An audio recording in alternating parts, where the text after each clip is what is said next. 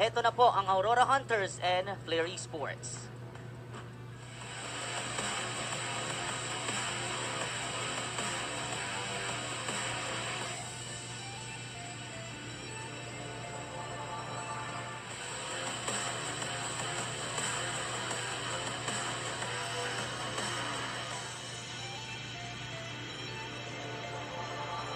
Hero na ilalabas. So Aurora Hunters on the blue side, mas capable sila ngayon na kunin yung Suyo. Kung gusto nila yung Suyo, pwede nilang kunin to sa third pick kasi nga naka-global ban na to for the Flare Esports. But if they want the Joy and if it is not gonna be banned by Flare, kailangan unahin na nila ang Flare. Yung gusto ko sabihin yung Freya nga pala. Laging meron na. Matik Kapag yan. kalaban mo yung Flare, Pati Fanny yan. reserve mo na agad yung Freya Fanny ban. So may 3 kang remaining na pagpaplanuhan. Frefa kagad. Pagkalaban mo yung Flare, Frefa ban first 2 ban. Oo. Kumbaga, kung ikaw yung coach, kailangan mo mag-make do sa 3 remaining. So, di ba? Parang bawas na agad yung 2 shots. Okay lang. Oo. Kasi sobrang ganda ng play naman ni Zansui doon. And even the Harit kanina, sabi ko nga, pwede pong gamitin ng Flare kasi po, because of the global ban, hindi naman po ito maka-first pick at magagamit na ng Aurora Hunter. So, much better eliminate yung risk na makapag-snowball din yung Flare, katulad ng ginawa sa kanila ng Aurora Hunters. Well, kung pinagdamot ng Hunters ang Harit, so ipagdadamot din ng Flare Esports etong Suyu. So Joy na lang ang pag-asa ng Aurora Hunters. So yun yung pinaka-inaasahan ko for the first pick unless yung third ban pa dito ng Flare is Joy din. Quits So, na raw. pero open pa yung Fanny Ako lang. Ban nyo rin yung Joy. Magkasubukan tayo. Magkasubukan. Nolan, Laling. Yung maglabas Hayabusa, ng baka nagtataka Ayun kayo, pa, nagkaroon kasi ng adjustment. Oo. Especially the Hanzo, di ba? Yung Hanzo din nagkaroon ng adjustment sa So, kanyang energy. hindi So, pa natin siya madidiscuss fully kasi hindi pa naman siya napipili. hindi pa. And may Valentina pa. So, pwedeng kung mag-Hanzo ka, may first 2 picks na Valentina. Okay, inopen ng Fanny. Mukhang may balak mag-Fanny. Itong binibait na yun ng Flare kung ibaban yung Joy. Kasi pag binan nila yung Joy, malamang sa malamang magpa-Fanny. Itong Saka nakangiti Sila Lush. sila Atam. So parang sabi niyo okay lang, ban mo Joy. yung Moscow. Okay, ikaw, first Fanny mo o Joy mo? Joy ko muna. Bibigay ko yung Fanny. Tapos kapag Sansui? Fanny, counter ano ako dito. Ang- Kasi may mga open na Povius. Nakakatawa. Oo nga, open yung Phobius, no? So, well, Joy, Fanny, let's see. Kasi, okay, Fanny pa rin. Okay. So, tama ka doon. Fanny kasi, ano mo rin yun, pocket pick mo na rin yung kay Zanzoui. Kasi matik yan, nangangati na yung daliri ni Zanzoui. I-join nyo na, ipa-Fanny ko to. Kaso, mas option nila na ibigay mo yung Joy. oo. Tapos, first 2 picks to may second 2 picks pa naman tayo kung Meron. ikaw Aurora Hunters. Oo. So, sigurado hindi na magjo-joy ito eh. Kaya pala nakangiti si Atam. Si Atams. Si Lalo show, akin na to. Iba din. Tsaka na nakikita talaga natin na kasama sa discussion yung players when it comes to drafting. Very important to acknowledge yung opinions din talaga na pag-coach ka eh. Pero ngayon, para sa Flare Esports, Okay. Granger Granger. talaga yung next option after the Harit Moskov Oo, talaga. yun yung kumbaga second tier eh. Oo. Then Phobius. I sila love that po mo. pick. That's to stop Baliktad pala the ako. cables. Akala ko, eto po views, tapos Fanny dito. Oo. Yun na yun. Mamaya makikita nyo rin niya kung bakit. Mamaya maano niya, marirealize nyo rin Ano bakit ba bang ganyan yung draft. open? So we have the Zush, wala pala yung Zushin. For the Hunters, pwede Gatot? Yung mga Louie nga Yung mga Louis. Alam Oo ko nga. gumagamit nun si Escapo Chip. eh. Gusto ko yung chip ngayon. Pero yung chip, di mo na natin makikita. Ay, ano ba nga pala Pero ito yung makikita Ito nga natin, pala. yung mga roar. Okay. You're gonna hear me roar. ng Usual Iritel. counter. So instead of a Gatot, Kacha, Hylos ang kinuha dito. Ang kupunan ng Aurora Hunters. I think it's better kasi kung ibibigay mo pa yung Hylos dito sa player, dagdag threat na naman sa Fanny. Tsaka itong si Atams, hindi mo to basta-basta maubusan ng hero. Although, Lahat din maganda kasing priority yung Iritel against sa Granger. Granger, This early matik kasi yan. baka tanggalin pa. Kahit gaano kalalim hero pool mo, pag hirap yung magiging hero mo. Mhm. Pag sa latter part, hindi mo rin na magugustuhin. Kasi ito rin yung naglabas ng unang Chang o Gold last season, kung di ako nagkakamali. Oo. So, I'm really expecting something new kung sakali man dito sa Ayun. Aurora Hunters. Pero ngayon for Flare Esports, ayan, pwede natin discuss ng konti. Nagkaroon siya ng adjustment, pero Hayabusa is still Hayabusa. Hayabusa, parang ano lang scaling lang yung kanyang natanggap dun May pang-chase pa rin naman siya. Nandun. Oo. So, kailangan kasi nila ng kaya ngang sumabay. Mobility-wise, hindi naman tinanggal yung quad shadow niya. Huwag kayo mag-alala, guys. Nasa ano pa rin yan, nasa mga players. Sabi nga ni Joshi kahapon, ang nanonerf ay hero, hindi player. So, with their adjustment sa kanilang playstyle is kaya nilang ipagpag yung nerf na yan. So, for the final bans, we have the Vexana para dito sa player. Pinakatanggalan nila ng hero si Escapo. Pero sa mga hero pool na meron si Escapo, Dami. May Eve, may Forza. May Louie nga, if ever. Louie ang gusto kong makita. Grabe, makakatipid ng energy yung yung Fanny. Tipid na tipid sila, if ever man. Ako bagay sa akin yun kasi pagdating ko sa kalaban, wala nang energy yung Fanny ko. Ako rin kahit may purple ako, nagtataka ako saan napupunta. Kahit ilang cable ilabas ko, pagdating ko sa kalaban, wala nang energy. Pero may assist ako kasi pag abot ko doon, naka-basic attack na ako. Oo, kaya kina-cutthroat na lang. Sobrang OP ng cutthroat. Yung ambag mo lang, yung lahat ng kills mo, sa cutthroat na lang. Oo. Dito, nakakakis pa ako. Oo, di ba? Pero okay lang. It's the thought that counts. Pero ngayon, yung nandun pa rin yung threat. Kanina sa hero role comparison natin, ganang-gana to sa XP. Ganang-gana sa XP. Parang sure kasi sila na parang pang high loss roam to. Oo. Balik, okay, kagaya siya ng high loss. No, parang ganun. Mas effective. Flex kasi. Oh, bukod sa flex is, roots ko kasi yung mga talagang ang lakas ng ang kapal ng first line of defense mo unless makalusot talaga sa likod itong mga backline damage. Now for the fourth pick para sa Player Esports, they are looking for their phosphor. Pwede sila mag-agawan dun sa Louie nga na naka-open ngayon. Even for their roam, mukhang itatago pa to ng Flare. Drain Sanity, high loss. Kala ko nga pwede sila yung bumadang ilagay sa XP yung Pero, syempre, depende pa rin naman po yan.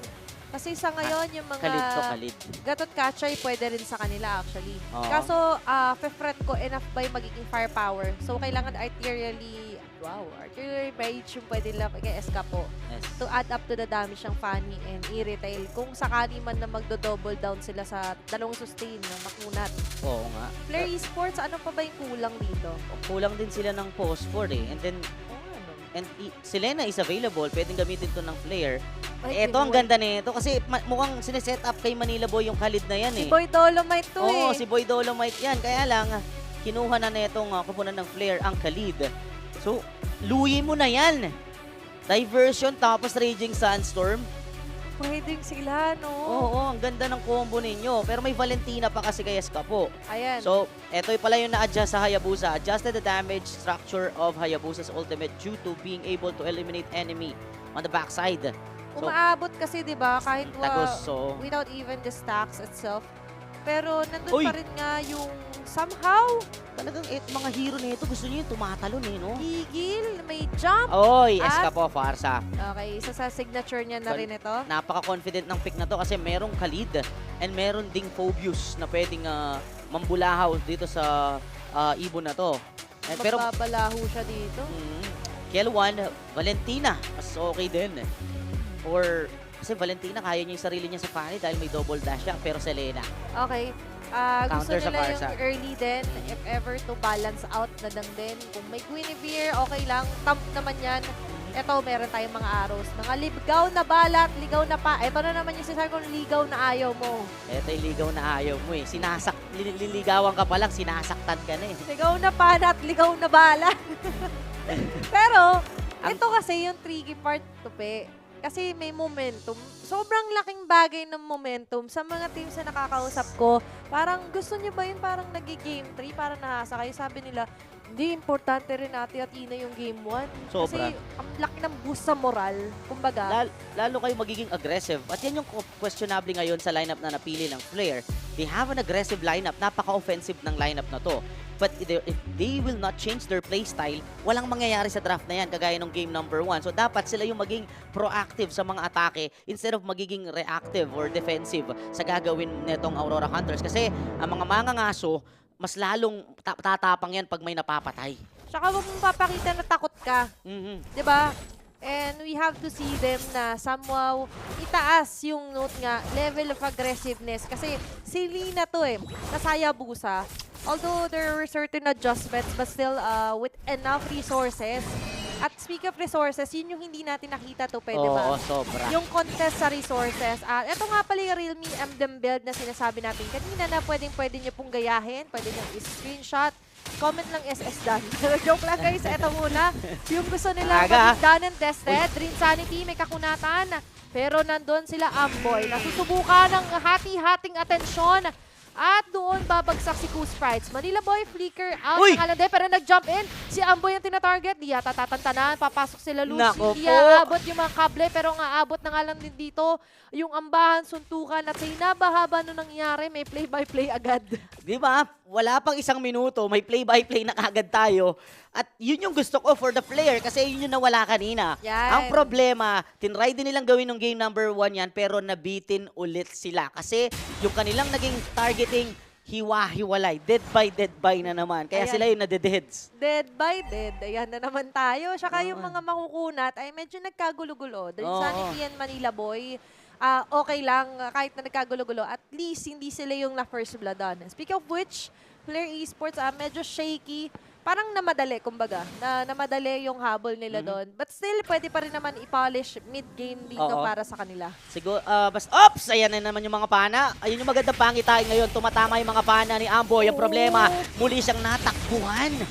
Okay lang sa kanya yun kasi nakita naman natin may advantage talaga ang Fanny when it comes to mobility. Kahit sabihin natin may kabilisan pag nagtatransform na tong si Amboy. But still, pag di mo na-accomplish yung win or kill na yon, somehow ay medyo tumatagilid. Pero ngayon, ang Flare Esports, meron na rin silang move dito sa Turtle. Mukhang nagkaroon ng banaag dito ang Flare Esports. Sila yung nakauna doon sa Turtle Pit. Well, this is expected. You're against a Fanny. Talagang kayo dapat nakapwesto. Ito yung sinasabi natin kanina na mas maganda kung sama-sama sila. Pero sama-sama rin sila papabagsakin doon. Uni is down. Andito sila Atas. Andiyan na nga lang din ang Roar. Nasigawan, medyo nadadali. Dito yung mga members ng Flare Esports ang nadadali rin naman nila. Ang Aurora Hunters, Zansui atras. Pero babalik si Amboy, mapapatay doon ng Ibon. Dream Sanity from the back, eliminating Cool Sprites. But at the side of that, si Zansui ay makaka-double kill. Wow, nakipag-brawl doon ng Aurora Hunters. Is it gonna be another game number 2, Curse? Napakaaga nung napakaraming kills na yon with the Turtle for the Flare. Yes, meron silang nakuha kahit papaanong 2 kill. Pero mawala sa inyo yung objective at mawala sa inyo ng napakaagang gano'n ng inyong gold laner, malaking dagok yun. At malaki din kasi talaga yung epekto ng mga gantong classic arrows. Okay. Kinabahan ako doon. Inaantay ko rin kung may biglang bunga nga na lalabas sa lupa. Kaya hindi pa nga siya gumamit ng retry. So, confident siya doon sa kanyang kable doon. Pero may natalunan. Ito yung confident din na takedown. Out of kill 1, Cool Sprites na naman. Na mukhang hindi pa liligtasin ni Manila Boy at Atas. May puwiso pa sa buhay niya. Makakaligtas. Pero balikan natin yung Flare Esports na tila ba ginagawa nilang warm-up yung game 1. Tsaka sila nabubuhayan ng dugo pag game 2. Diba yung apoy nila pang game 2 talaga. Diba? Sumasabay na ngayon. But again, winning early team fight is not enough para talaga makuha mo yung kalamangan. Kasi crucial din yung naging error nila doon sa may top lane na pick off kagad si Kielwa na akala natin magtutuloy-tuloy niyang advantage against Atams. So yun yung atake ng Aurora Hunters. So maaga silang nag-activate. So why not maaga rin tayo na sumabay? Hindi man tayo sumo, sobra yung lamang. Pero at least nandun pa rin yung sagot. Pero sa ngayon si Atas, sinasolo yung Shadow Kill and the Shadow Kill itself. Makukuha doon si Atams. Grabe naman yun. Pero habang nagsasalita pa lang naman tayo dito sa Escapo naman na magiging sunod na target is going to be a 2-man down for the side of Aurora Hunters. At isa na naman mapapana, Dream Sanity. Napapadaan pa lang siya, nadadamay pa. Amboy for 3 consecutive arrows at syempre hindi sinasayang yan ng Flare Esports. Ginugo kagad nila yon at nako-convert yan into kill and na-convert din into objective. Nagiging mas maingay yung laban natin kasi talagang pumapalag ngayon yung Flare. And for Hunters, para silang nagulantang sa game number 2 performance ngayon ng Flare. Kasi medyo nako-control talaga sa lead ng Flare Esports because of the crowd controls na meron. Aurora Hunters, nandun ang Shadow Kill. Anong nerf? Babalik pa nga siya. Nandiyan yung Shuriken na mapaplikar natin si Din Sanity para makatakas. Manila Boy ang yadahan wala matatamaan. Imbes siya yung tatamaan. Buti na lang din ay makakapag-out pa rin siya. But iba yung level ngayon ng playstyle ng Flare. Sinabi mo mag-adjust. kakaibang adjustment to. Ngayon, Sobra. ang bilis ng transition nila, oh. Parang yung apoy nila dito, yung apoy na hindi na makontrol. Oo. Talagang pinapasok nila itong kupunan ng Aurora Hunters and they're not stopping. Snowball na itong si Zanzui with 3-0-3 sa kanilang KDA at nakapag-impok na sila dito ng 3,000 kalamangan halos. Tsaka mainit na yung kamay dito ni Amboy, umaapoy. Tsaka yan yung mga nakakainis eh, kapag tama ng tama yung mga arrows. Yung nga So for Aurora Hunters, hindi man si Amboy yung papatay sa'yo, ang daming nakaabang. May Zansui na pwede mag-deliver ng final move. Meron din naman mga huyuni na hahabulin ka lang. Tapos ibibigay kay Lakelwan yung last hit. Pero sa ngayon, yung arrow ay parang mapapatay Wala. sa Lelouch. Buti lang, hindi tumama. Kasi Wala. kung tumama, dive yun eh. Hindi kargado yung Fanny kasi wala siyang purple buff Ay. at tumama na naman yung Kaya Pana. sabi ko lang sa'yo, mag-go na naman sila sa Insanity ay tila ba mabubura na parang bula. Manila Boy papasok. Ando na nga lang din by the frame. Tatamaan doon si Kelwan. Papapatay rin naman doon. Sa may pinakagili si Atom sama ng kanilang hinahabol. Kaso nakamotor yan, nakadukati yan. Medyo lugi ka talaga kung takbo tapos motor. Eh medyo baback away ka muna. Back away. And ito yung good news kahit papaano sa Aurora Hunters. Si Kielwan, laging napapatay at natatalo na ni Manila Boy. So, yung difference ng dalawang gold lane natin is hindi pa rin nalalayo. So, kung aabot man to sa point na makakabawi sa momento mga Hunters, pwede makipagsabayan yung mga late game heroes natin. Even as Kapo, alam naman natin, ang isang Farsa ay isa sa mga heroes na consistent early to late game. Tsaka kaya mag-turn around ng favor niyan. Oo. Isang magandang Pero pwesto, feather airstrike lang at isang magandang bagsak. Kaso si Manila Boy ang gusto nila pabagsak. Papasok Uy! na sila Lucian sa pinakagilid. Kaso apat yan. Ninita lahat ng damage. At mapapatay siya din ni Zansui. Aba si Atom sa man na tinatargetan ng Coast Price at Kielwan. Ate. Ngayon, clear lang yung intent nila. And their intent is to kill. Habang si Insanity dadamay ng isa. Kielwan is down. Nandyan yung mga dabog. At doon yung magpagtusok. Manila Boy on the other hand. Tuloy-tuloy, Tinatry down na sila Uyuni. Kaso yung Vider Cream ay medyo mahuhuli ng ilang segundo. Oy, pala! Apat ang mawawala. Gagawin pa nga yata ang Naku po! wipeout. It's going to be a wipeout and Flare Esports eliminating 5 members of Aurora Hunters. Game 2 Flare. Ladies and gentlemen, and look at them. An early 7-minute wipeout for the Flare Esports. Aurora Hunters, sumasabay sila dito. Kumbaga nakikipaglaro sa apoy ang kupunan ng Aurora Hunters at sila yung napapaso sa playstyle na binibigay, inihahain sa kanila ng Flare Esports. Laki ng Every buff, time oh. na gusto nilang lumaban sa teamfight, sila yung nauubos. And looking at their Realme in-game equipment, grabe din yung difference nila. Pero ngayon, Orlando are Realme Eto. hula ng madla. Ito yung Realme hula ng madla natin, si Mr. Dennis Cruz. Good luck, Team Flare Esports, KL Cruz. Focus lang at yan At na nga. focus lang din siya sa goal. Mapapatay pa si Dinsanti. Grabe yung madla buff dito. Madla buff nga eh. Sila yung nanalo, di ba, kanina? Oo. And mukhang ganun na nga yung mangyayari. Aurora Hunters, their curse continues, ladies and gentlemen. Though, hindi pa tapos ang laban, kaya Okay lang lang. mukhang hindi sila nakakagawa ng paraan kung paano bawiin ang kalamangan dito, lalo na dito kay Zanzui. 4-0-5 para dito sa Hayabusa. Naku, napadaan lang naman siya. Sumilip lang naman siya. But at the same time, they'll take what they can get. Doon na lang muna medyo sabihin natin, Grabe naman si makukumbinse Amboy. yung Aurora Hunters. Kahit pa paano meron, Naku okay po. na muna yan. Pero si Manila Boy, Muntik. makakapag-out. Yung pana, butin lang hindi aabot. Pero going back, siguro tricky din kapag nag-first pick panic ka. Kasi as we all know, yung weakness ng panic talaga is yung ganito na mga early aggression. Hindi ka agad makakasabay. Especially if nananakaw, yung purple Ang buff agang mo. nawala ng purple buff niya eh, kaya wala siyang palag. Kanina, nag-attempt lang siyang kuhanan yung turtle and then nahabol pa siya anong quad shadow ni Zanzui. And then Sanity, may naapakang di ka nais-nais, nasusunog, Umapoy. hipan ng konti, nabuhay pa rin. Buti na lang nahipan mo yun. Oo, kasi sabi ko para kailangan na lang din naman na hipan doon ni Dream Sanity. In-action ko na lang kung ano yung ginagawa nila. Pero ngayon, action na nga lang din ang ginagawa ng Flare Esports dito sa Lord. Pag ito Unang nanakaw. Lord pa lang naman ito. Pero mukhang bantay sarado todo agad Wala. yung protection dito for Huyuni and friends. Zansui, makikita si Manila Boy. Hahabol ng konti, ando ng mga shuriken. Oops. Pero syempre, medyo konting laro lang din. Oo. Hindi na pumalag this time ang Aurora Hunters. They gave the Lord sa Flare Esports at minaximize na lang nila yung Fanny para mag-split push doon sa may ibaba. Kasi nung natatandaan nyo, yung last turtle na wipe out ang Aurora Hunters. So, hindi na nila afford maulit yon lalo na Lord na to na nagmamarcha. Kung maubos sila, sobrang laki ng distraction na pwedeng maibigay dito ng Flare Esports. Yeah. Though, this is a Farsa, this is an Iritel, Ako. mga clearing heroes Ay. to. So, madali para sa kanila na mapahaba pa yung laban pero may ipit yata. Hinahanap. Etong sila Lush. Oh, hindi yata agad-agad makakawi sila, Lush. Oy! Tinamaan pa ng pana! Kakasabi ko lang sa'yo eh. Grabe yung Umapoy, timing. hindi na natin mahihipan to basta-basta tupi. Nag-aantay lang Uy. siya ng kapalaran niya. Maabutan pa ni Amboy. With an Grabe. unstoppable kill.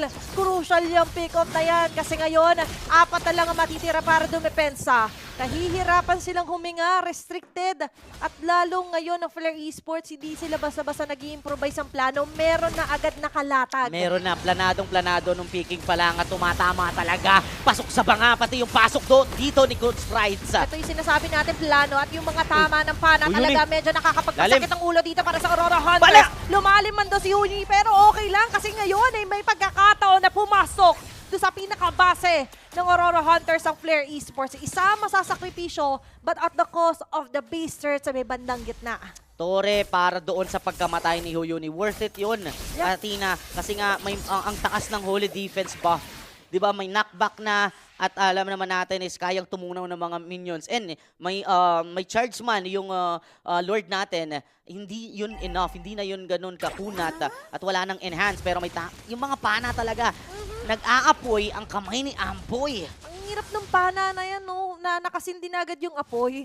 Tapos habang napapana ka pa, may iba pa mga members dito ng Flare Esports na nagpo-push ng wave.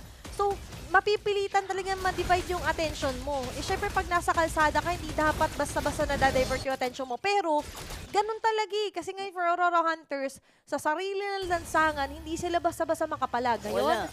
may minamata sila at yan ay Season Sui. Pero nakakaamoy si Huyuni. Yuni. Ay, si Huyuni. Kanina si Kuz Prides na burst sa mga ganyan check bush. So, of course, Huyuni would be bursted kung hindi siya mag-iingat din dito. Pero so far, hindi naman dikit-dikit itong kupunan ng Aurora Hunters. It seems that they wanna protect this purple buff so bad. Na-check pa nga si Manila Boy Naku, doon. Ito na naman tayo. Alam ngayon nila Zansui na tila ba kahit ako pumipitik ng gano'n eh. Nagiging Oy! aabot doon ang baling ni Manila Boy sa tatamaan. Nandun na nga lang din pag-dive Ganda nila nun. Coast Price. Hindi nila kakayanin pa yung sustain. Nandiyan ang mga paulan ng bala. Dalawa rin naman na matatanggal for Aurora Hunters. 2 sa 2. May mga panang pinakakawalan. Pero ngayon, medyo makakawala ang Aurora Hunters sa kamay ng Flare Esports. Iikot si Atams. Nakita yata siya. Nakita ni Amboy, nagpapanggap si Amboy na wala siyang nalalaman doon sa may backside. Napakaganda ng attempt doon ni ni Drensanity at ni Manila Boy pero hindi nga nila nakumpleto yung setup na yun kasi namatay kagad sila Lush and napakadaling Lord para dito sa kupunan ng Flare Esports. Akala Hindi yata na nila nila- chinek si Akala Atams. nila umalis na. Oo nga. Ayun pala, nagtatago lang sa may gilid si Atams. Kung napatay si Atams doon at na-check, anak ko po. Kailangan ng mata kay Atams dito, ang Flare Esports. So Atams, may 3 item na siya dito. Granger naman is meron ng Hunter Strike, Blade of Despair, Malefic Roar. May stacks na rin yung Skyfiercer niya kasi meron siyang 6 na kills. At may Magic Flame na Malapit, siya dito. malapit na siyang mag-rose gold doon gold. sa kanyang Magic Blade. When it comes to items, sobrang layo ng agwat ng dalawang teams kasi 8,000 yung kalamangang pinangahawakan dito ng Flare Esports. But when it comes to defense, pwede pang clear pa rin ang Farsa as long as hindi siya mapana ni Amboy. Sa items, malayo ang agwat. Uy, Pero nahuli dito, ulit. maliit na nga lang din ang Naku agwat. po! Ang bilis ng burst dito for Aurora Hunters. Ayun na nga ba yung window of opportunity para mabaliktad Hindi ang lang. laban na to. Kaso nga Uy! lang, sa may bandang gilid ay gagati rin naman ang Naku, Aurora tinamaan. Hunters. Pero not for long as Aurora Savage. and Flare Esports will get the Savage. Kill one yet again. Will showcase their skills and strength as Flare Esports takes game number 2. Well, Tinanong ko lang to kanina. tinanong lang natin to kanina, ibang-iba ang Flare Esports sa game number 2. Wow. Kumbaga sa makina, nagpainit lang pala ng game number 1 at sobrang init at napaso ng todo ang Aurora Hunters nung game number 2. Sila naman ngayon ang walang bawi and it was an amazing performance from Kielwan, Amboy, and even their jungler na si Zanzui. Nagkamali man si Zanzui sa dulo, yun yung pinaka-opportunity pala ni Kiel1 para maka-savage muli. Sabi niya, planado yun, wag kayong mag-alala. Oo. Planado yun. Pero sa ngayon ito yung sabihin na nating iconic muli for Flare Esports. Showcasing their blessing pagka-game 2 talaga, Tupi. Ito talaga, bringing the Flare in the game number 2 with another savage for Kiel1. And siguro si Amboy nakatingin ng ganun. Pakihipan yung kamay ni Amboy. Tinitingnan ko, sabi ko, nakapost ako, pero tinitingnan ko, maniac na, sa savage pa yata. Di ba? Tapos, tinanong ko lang to kanina, na-manifest na naman. Sabi ko, may savage din naman ba? And opening it up with a savage kill for game 2 para kay Kiel1. At ang ganda nung ending na yun, no? Tapos, saktong basag ng Torre Saktong doon. basag. Ng Aurora Hunters. May mga attempts si Manila Boy na talaga namang game changer. Pero luging-lugi eh. Talagang ang hirap habulin ng mga setups na yun kung nakatutok na lahat sa'yo. Yung pana, yung bala, lalo na yung huling pana ni Amboy. Yun yung pinaka-inaabangan ko kung tatama sa Farsa. Naka-jackpot siya. Tumama nga doon sa Farsa sa likod at wala na silang pandepensang natira. Naubos, nalagas na sila ng ni Kiel1. At ito ang mukhang magiging unang game 3 Unang ngayon game- sa sa ating seeding. seeding stage. Pero inanasahan na po namin to kasi nga yung kwento ng dalawang teams na to is Game 1 Aurora, Game 2 Flare at gano'n na nga yung nangyari. Pero may mga nangyaring hindi natin mapapaliwanag ngayon at ang analyst na yung bahala dyan. Joshi, ikaw na bahala. It's Aurora's curse para sa game number 2 na na-manifest ng game 2 mastery ng Flare Esports. Kapala ulit si Joshi Cakes at pag-usapan natin ang nangyari sa game na yon. Ang daming pwedeng asahan mula kay Amboy na mga pana at sa ang ating Maya Game MVP.